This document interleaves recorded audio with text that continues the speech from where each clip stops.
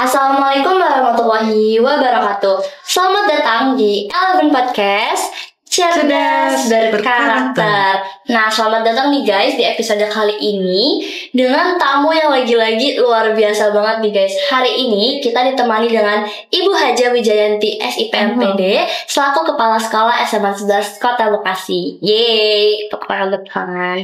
Nah, gimana nih Bu kabarnya hari ini? Sehat Bu? Alhamdulillah, sehat Neng. Alhamdulillah. Nah, hari ini nih guys, kita bakal bahas tentang gimana sih caranya kita bisa mengoptimalkan proses belajar kita supaya lebih efektif dan juga menyenangkan.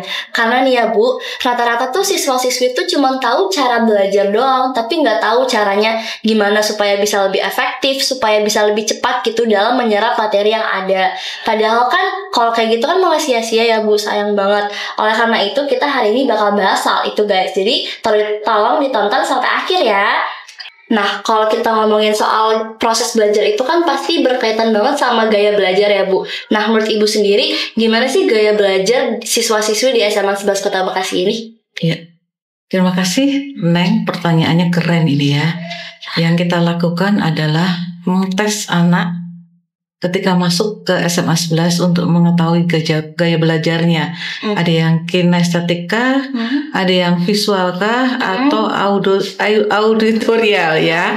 Nah, dari model pembelajaran itu kita akan menyampaikan kepada orang tua juga guru-guru sehingga data-data gaya belajar siswa itu dimiliki oleh siswa dan guru. Ini sangat penting banget untuk melaksanakan pembelajaran di kelas agar optimal. Iya.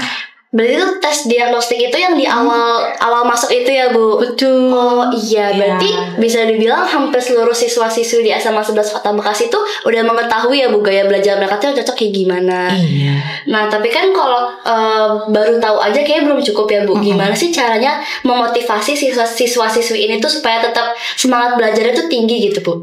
Iya, untuk memotivasi anak-anak lebih optimal dalam belajar, pertama yang dilakukan adalah menyampaikan apa sih mimpi dia gitu. Jadi dengan mimpi itu maka seseorang akan timbul sebuah kesadaran untuk bagaimana mencapai mimpi-mimpi itu. Diharapkan akan memotivasi siswa untuk belajar dengan lebih optimal. Ya. Oke. Berarti cara siswa-siswi ini untuk menyesuaikan metode belajar mereka yang berbeda-beda itu kayak gimana sih Bu prosesnya? Boleh ceritain sedikit mungkin? Ya, jadi kalau kinestetik itu kan dia optimal dengan belajar dengan bergerak-gerak. Kemudian yang auditorial dengan melihat ya, dengan mendengar. Ya, kemudian visual dengan melihat. Pentingnya seorang guru mengetahui gaya belajar siswa adalah dalam menyampaikan mata pelajaran. Misalnya yang kinestetik, maka siswa diberi tugas yang terkait dengan hal-hal yang banyak bergerak. Kemudian yang visual dengan tayangan-tayangan yang membuat siswa itu tertarik lihat materi yang diberikan, misalnya dengan PPT yang berwarna, yang bagus, yang lucu. Ya betul, sehingga akan mengoptimalkan dalam memahami sebuah materi.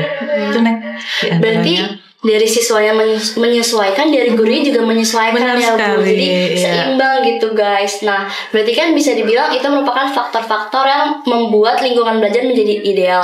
Nah menurut Ibu ada lagi nggak sih Bu faktor lain yang membuat lingkungan belajar itu ideal? Menurut Ibu gimana? Iya, ada. Minimal ada beberapa faktor memang yang harus dipenuhi di ruang kelas ya. Yang pertama adalah kenyamanan siswa. Jadi siswa tuh nyaman di kelas. Alhamdulillah di sini sudah ada AC semuanya. Jadi siswa tidak terlalu bergerak-gerak. Kemudian sarana yang lain juga kita penuhi. Kemudian kelas juga bersih dan di sini siswa-siswanya cukup punya kesadaran tinggi terhadap kebersihan. Jadi kelas adalah tanggung jawab kelas. Itu terima kasih. Kemudian yang di luar juga ada. pendukung, misalnya kita sediakan taman-taman. Oh iya. Ya, ada gazebo. Jadi kalau bosen di kelas nanti istirahat bisa bercengkrama dengan teman-teman. Iya betul sih betul. Ya. Karena gazebo-nya juga lumayan comfy guys buat kita nongkrong-nongkrong. Jadi nongkrongnya nggak aneh-aneh gitu karena tetap di lingkungan sekolah. Nah berarti kan lingkungannya udah oke nih Bu. Lalu langkah apa sih yang Ibu pilih untuk bisa nih menuntun anak-anaknya mencapai cita-cita mereka? Ya, iya benar banget ya. Jadi siswa disekolahkan di sini kan bagaimana supaya cita-citanya tercapai ya. Jadi siswa kami itu bermacam-macam. Ada yang nanti lulus ingin melanjutkan perguruan tinggi, ada yang mau bekerja. Nah setelah kita data ternyata ada 15% yang akan bekerja dan ada yang 85% itu akan melanjutkan perguruan tinggi dan kedinasan. Nah, yang kedinasan kita ada suatu kerjasama dengan TNI Polri untuk menghadirkan para TNI Polri memberikan pembekalan. Kemudian yang akan bekerja, kita bekerja sama dengan SMK 7 negeri, di mana ada digital marketing yang sekarang lagi keren. Diharapkan siswa tuh punya kemandirian ketika nanti lulus dari sekolah. Dan ada juga alumni kita nih, yang alumni digital marketing tuh sudah bisa punya usaha, punya motor sendiri, Keren banget, keren. dan juga ikut kuliah tuh. Iya, dia bisa dijadikan contoh adik-adiknya. Kemudian kalau yang memang fokus untuk kuliah, kita bekerja sama dengan PM di luar. Diharapkan apa yang diimpikan siswa bisa optimal tercapai. Nah aku juga setuju sih guys. Fun fact, aku tuh kelas 12 juga. Dan kemarin pas ambil rapot, kita tuh dikasih fasilitas untuk bisa konsul ke psikolog. Jadi kita tuh bisa lebih jelas lagi jurusan yang kita inginkan. Dan itu keren banget sih Bu. Oke, terima kasih. Iya. Nah kan berarti kan untuk jalan menuju mencapai cita-cita itu kan panjang ya Bu. Dan kita pasti butuh evaluasi terhadap progres kita sendiri. Nah gimana sih Bu caranya supaya kita tuh bisa mengevaluasi diri sendiri, dan apa yang harus kita lakukan gitu Bu untuk bisa terus berkembang? Ya benar banget deh. Semuanya itu akan tercapai kalau siswa juga bisa memanage dirinya sendiri. Artinya saat berangkat kan pagi-pagi kalian sudah harus sampai sekolah 6:30, pulang sore 3:30. Ada yang bimbel, ada yang ekstrakurikuler.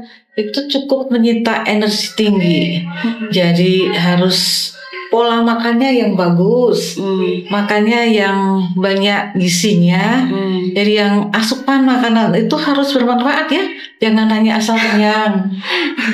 Jangan mie instan terus. Betul, memang enak sih ya.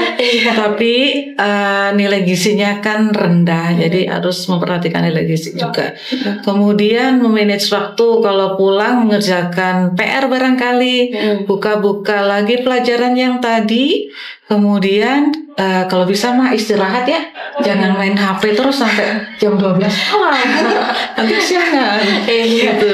Nanti malah ngantuk di sekolah. Selain itu juga harus mendekatkan diri pada yang kuasa, menghormatin orang tua. Ya itu diantaranya. Wow, berarti bisa dibilang itu juga tips and tricks supaya kita tuh gak gampang kelelahan ya Bu dalam melakukan aktivitas sehari-hari.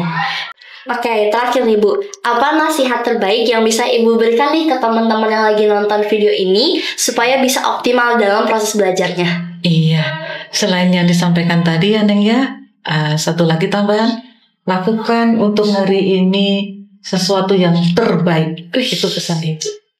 Keren. Benar-benar inspiratif ya teman-teman. Sebenarnya kalau tadi kita perhatiin, semua itu tinggal balik ke basicnya aja guys. Jaga pola makan, jaga kesehatan, habis itu optimal dalam beribadah, dan jangan lupa berbakti kepada orang tua, karena restu orang tua restu Allah ya Bu. Nah demikian nih guys episode kali ini, semoga bisa menjadi motivasi buat teman-teman menjadi lebih baik lagi dalam belajarnya, dan tetap semangat, jangan mudah menyerah. Jangan lupa like, comment, share, and subscribe ya teman-teman. Sampai jumpa di episode selanjutnya. Eleven Podcast. cerdas, berkarakter. Dah.